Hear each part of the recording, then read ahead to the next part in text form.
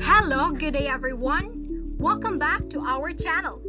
Today, we will be talking about primitive communism and egalitarian society, that is in Chapter 6, Lesson 2A. Here is our outline. The following are the subtopics we will be dealing as we progress. We have the definition of primitive communism, characteristics of primitive communism, Marxist theory of primitive communism, definition of egalitarian society. And next is origin of egalitarian society, economic feature in egalitarian society, modern egalitarian theory, and the conclusion. Now let us start with the definition of primitive communism. Primitive communism refers to the collective right to basic resources, the absence of hereditary status or authoritarian rule, and the egalitarian relationships that preceded exploitation on economic stratification in human history. It is a way of describing the gift economies of hunter-gatherers throughout history, where resources and property hunted and gathered are shared with all the members of a group in accordance with individual needs. Next, we have the origin of social communism. In political and social sciences, communism comes from a Latin word communis, meaning common or universal. It is the philosophical, social, political, and economic ideology and movement whose ultimate goal is the establishment of the communist society, which is socio-economic order structured upon the common ownership of the means of production and the absence of social classes, money, and the state. Now let's take a look about the history of primitive communism.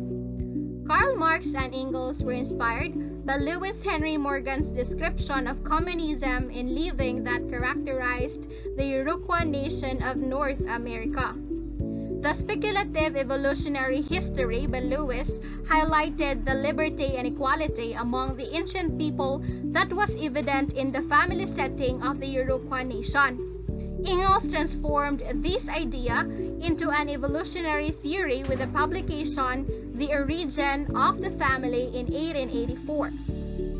He argued that transition from traditional modes of production to subsequent production involved a change of production for domestic or family use to production for sale or exchange, and a transformation from communal family relations to an individual family as the main economic unit. Marx and Engels expanded the use of communism to include not only hunters and gatherers, but also subsistence agricultural communities.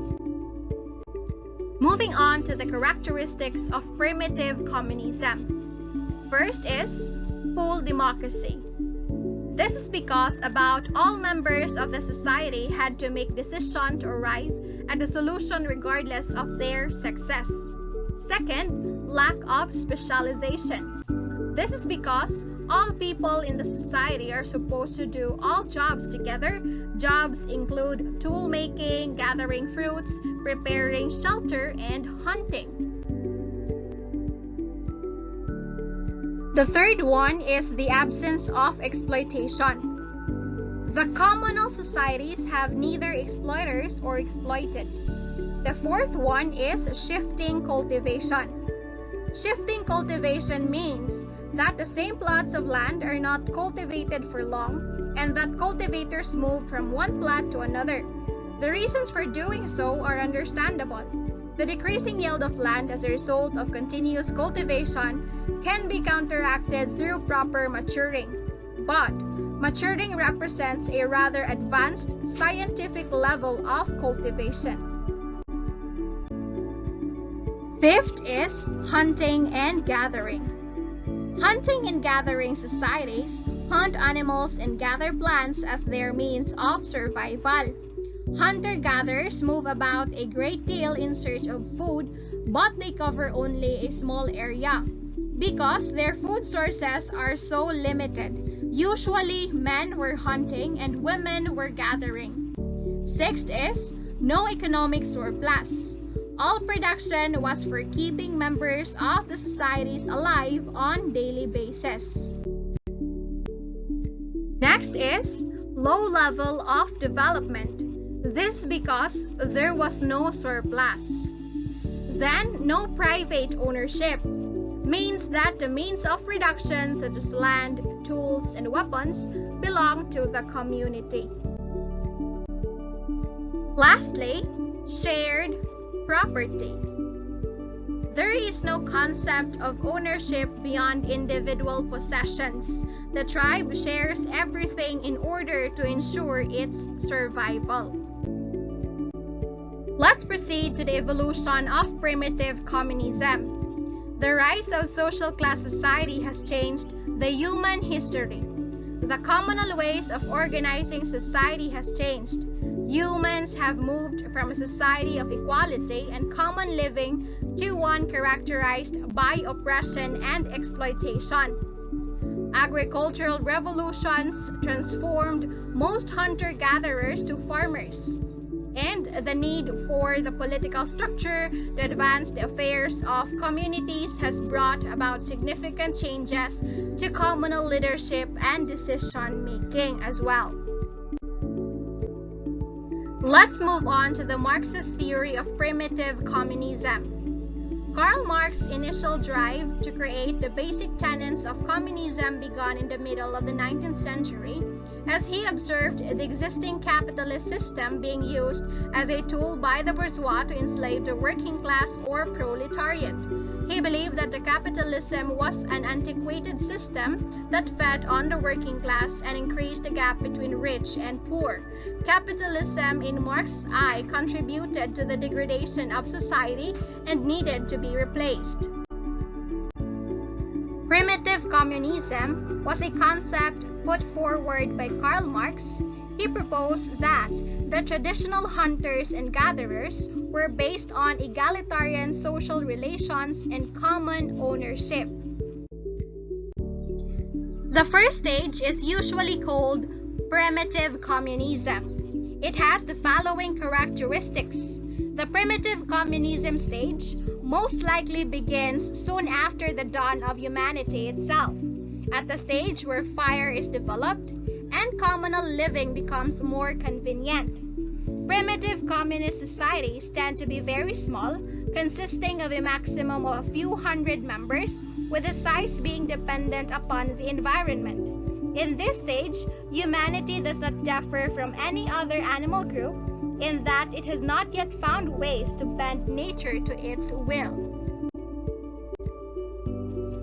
The ancient communal and state ownership, which proceeds especially from the union of several tribes into a city by agreement or by conquest, during this stage, the concept of private property begins to develop. With the development of private property, we find here for the first time the same conditions which we shall find again, only on a more extensive scale, with modern private property. On the one hand, the concentration of private property, on the other hand, coupled with this, the transformation of the plebeian small peasantry into a proletariat. His well-known tome, The Communist Manifesto, published in 1848 and written with Friedrich Engels, sought to outline the basic faults of capitalism and educate readers on the principles of communism. Marx's solution to the perceived problem of a free market society. The manifesto contained 10 steps, known as the 10 planks, were intended as a test to determine if a society had successfully become a communist state. The manuscript led to the banishment of Marx, his wife, and children from both Germany and France, and he lived the remainder of his years in London, beginning in 1849. This stage ends with the development of private property, especially with the development of large-scale agriculture. This in turn produces productive property such as cattle and slaves. Next is the social class in communism. The members of the Communist Party are supposed to make the working class realize that the capitalists exploit them and get them to revolt. Members of the Communist Party have to convince the people to form the ideal communist state and have to fight against the capitalist with all possible means. Marx and Lenin knew that the ideal state couldn't be created in one day. For some time, the Communist Party would have to rule the state to subdue the last capitalist resistance, to re-educate the people, and to convince them to become useful members of society. This gives the Communist Party absolute power in the communist countries, and like Acton said, power tends to corrupt. Absolute power corrupts absolutely. According to communist theory, there are two main social classes. First, there is the working class, consisting of the workmen and laborers who are exploited by their capitalist bosses. Then there is the bourgeois, the capitalist. They just profit from the work of their employees and are seen as the enemies of the working class. They should be extinguished or re-educated. In the ideal communist society, there are no classes anymore. Everybody works not for money, but to be a useful member of society. Then we have the perceived benefits of communism. Theoretically, a communist society promotes the equality of all people. Classes do not exist in communist system, and therefore all citizens are equal. This eliminates the class struggle that Marx believed caused numerous conflicts, including shortages and war. Next, communist ideology seeks to eliminate child labor and encourage education for everyone. Each child is entitled to an education under communist principles. Communism supports a lack of competition, which originates within its beliefs in equality for everyone. While communism does not support private industry, it does support the role of the worker. Under the communist system, every member of society is given a job. The government owns all production and can therefore employ each member of society. In a capitalist economy, employment ebbs and flows. Lack of employment can lead to poverty, lowered self-esteem, and substance abuse. In a communist system, all citizens are provided work. Now let's have the definition of egalitarian society. An egalitarian society is one in which there are as many possessions of prestige in any given age, sex, and grade there are persons capable of filling them. What is the origin of egalitarian society? Egalitarianism comes from a French word égal, meaning equal, or equalitarianism is a school of thought that prioritizes equality for all people. Now let's have the economic feature in egalitarian society. First is pastoralism.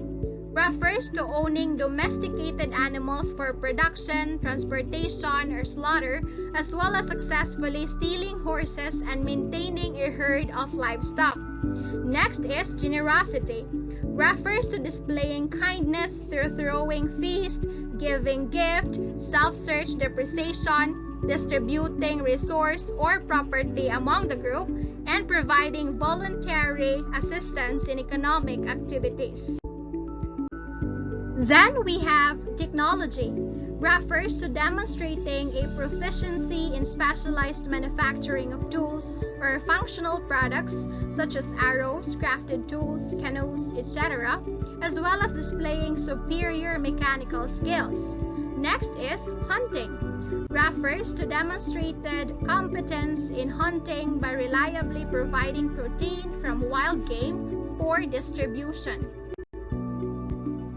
Next is exchange. Refers to maintaining exchange relationships with kin, friends or allies, formal gift giving between families during visits, and maintaining debts stored through property loans, and success in trading. Next is wealth.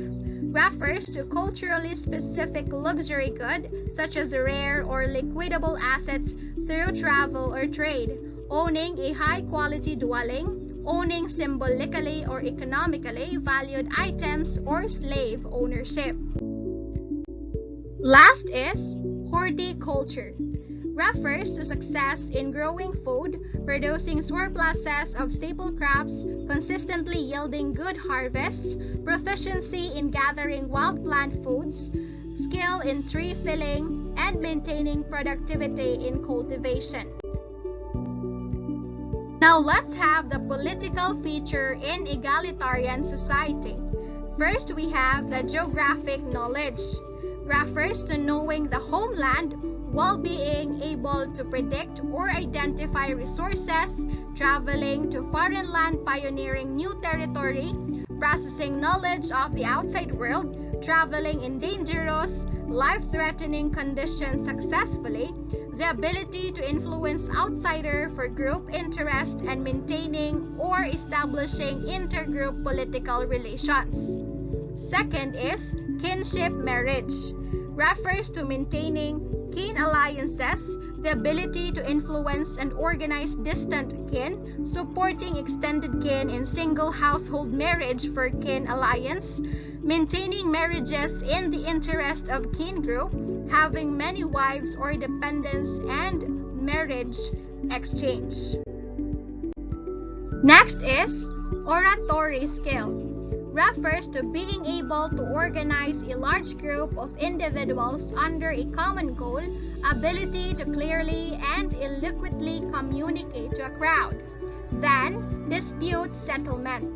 Refers to the ability to resolve conflicts, including miming and comedy to displace tension, mediating fair discourse between individual, or having demonstrated successful in-group or out-group resolutions. And the last one is warfare. Refers to being a natural leader in battle, displaying courage on the battlefield, having successfully killed enemies, demonstrating a willingness to go to war, and returning alive. Now let's proceed to the ritual feature of egalitarian society. First is augury. Refers to being able to predict events or catastrophes, the ability to interpret dreams, the foreseeing the future, and foreseeing success. Second is shamanism. Refers to successfully healing deceased individuals, possessions of supernatural spirits, application of medicinal plants or magical surgical techniques, the use and application of magic for healing purposes, or manipulation of spirit world. Then we have ceremony. Refers to displaying ritual leadership or experience, completion of initiating ceremonies associated with puberty of age set requirements, completion of cultural ceremonies related to the situations or needs, membership in elite or secret societies, or the ability to transfer ritual or ceremonial knowledge. Then finally, let's have the personality feature of egalitarian society. First is self-control. Refers to maintaining reservation and control through tense situation, not displacing anger, taking a peaceful approach to many situations, and actively avoiding conflict. Next is aggressiveness. Refers to the ability to express opinion, ideals vehemently when necessary, being able to express discontent without reservation, being forceful in aggressiveness with others, and gaining respect through aggressiveness displays. And intelligence. This means being quick-witted and able to make good decisions on the spot, being knowledgeable on a variety of subjects, and displaying contextual knowledge or educational knowledge. So what is modern egalitarianism theory? Modern egalitarianism is a theory that rejects the classic definition of egalitarianism as a possible achievement economically, politically, and socially. Modern egalitarianism theory, or new egalitarianism, outlines that if everyone had the same opportunity cost, then there would be no comparative advances and no one would gain from trading with each other.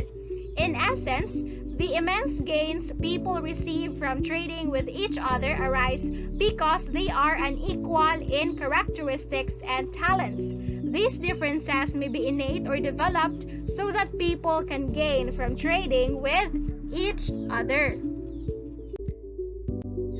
Okay, to conclude everything that we have been talking, primitive communism simply means collective right to basic resources and absence of hereditary status or authoritarian rule, meaning all of the resources that is present in the society are owned by everyone and no one is owning it privately. That's it. While egalitarian society means there are as many positions of prestige in any given age, sex, and grade, there are persons capable of filling them. This means that regardless of the sex, the age, or who you are entitled of the rights and privileges in the society. Alright? And that ends our vlog for today, guys. Thanks for watching, everyone. I hope you learned something and see you in our next vlog.